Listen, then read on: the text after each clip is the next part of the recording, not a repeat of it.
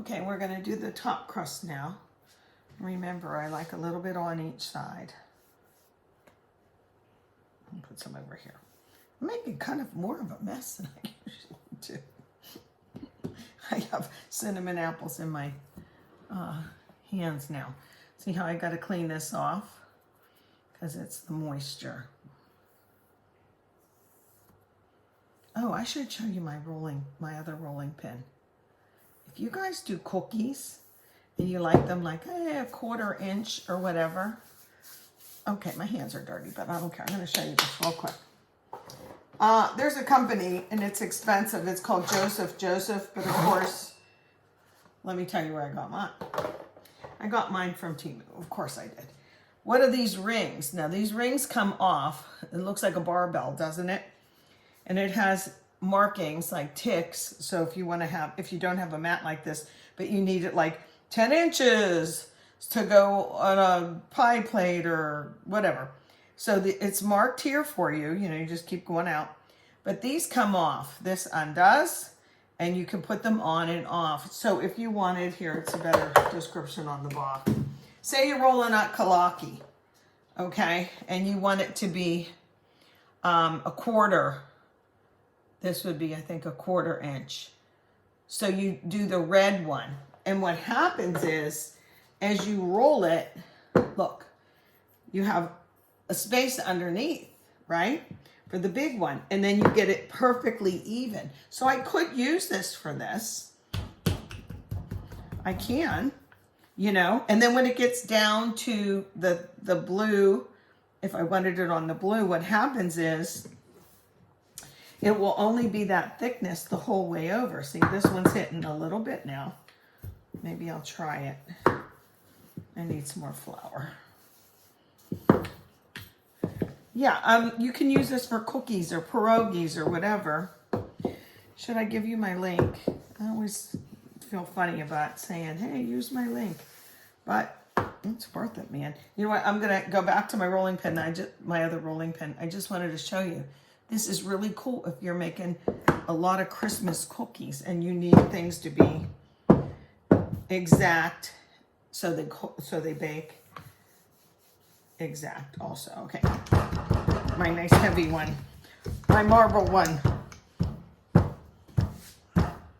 Okay, I usually go so much slower when I demo things, I guess because I'm talking, but here we go. Get that.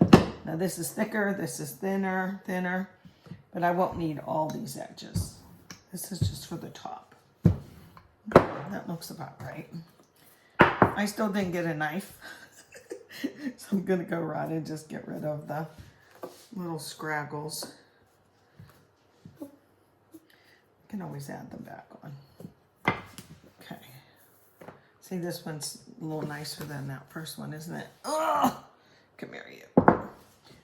And I'm gonna pick, whoops, let me move it so you can see. I'm gonna pick it up, stick it a little bit, take some flour and go like that if it is, whatever. Okay, and put it right on top.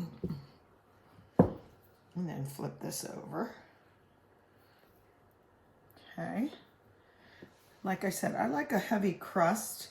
You can always kick it off. I think that's the best part. This doesn't look as pretty. But those apples smell so dang good.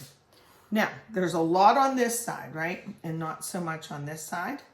But what I like to do anyway is maybe I'll pinch some off like that because that's obvious too much. But I tuck up under before I crimp it. Okay? I tuck it under. I don't know if you can see that. Can you? I'm trying to show the camera, but my inclination is to do it in front of me, but I'm leaning over here. Okay, and this is nice and moist. I can feel it. I'm going to just do it like this so I can go faster, you know. Just go around, and then I'll show you what I do to crimp it. Everybody has their own style, you know, of crimping. Don't crimp my style. Right? So right now it doesn't look like too much, does it? Yeah, and if there's not enough on the side, you can take a little piece and like stick it up under. because this will all bake as one. I also, a fun little, this is the funniest looking pie I've made in a while. The fun thing I like to do is, you know, you have to release some air so the steam comes out and doesn't go right back into your apples and crust and get them soggy.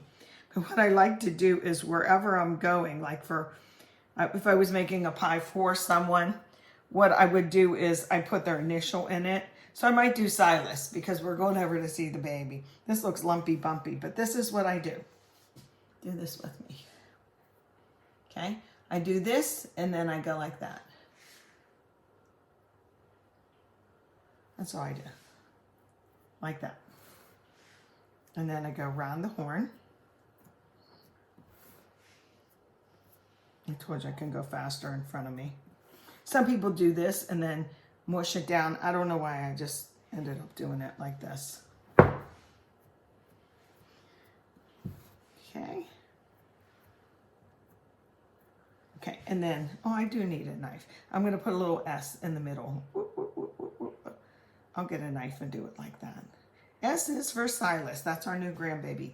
Also, don't forget to wipe the bottom of your pie plate because now it's all messy with flour and you don't want all that in your oven, okay? So we'll get this in the oven.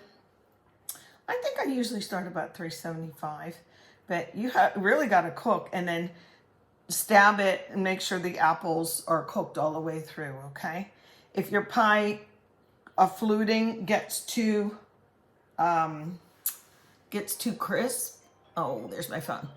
Well, what you want to do is cover with a little piece of foil, and they actually sell things that go around, but you just want to cover it so it doesn't bake any further.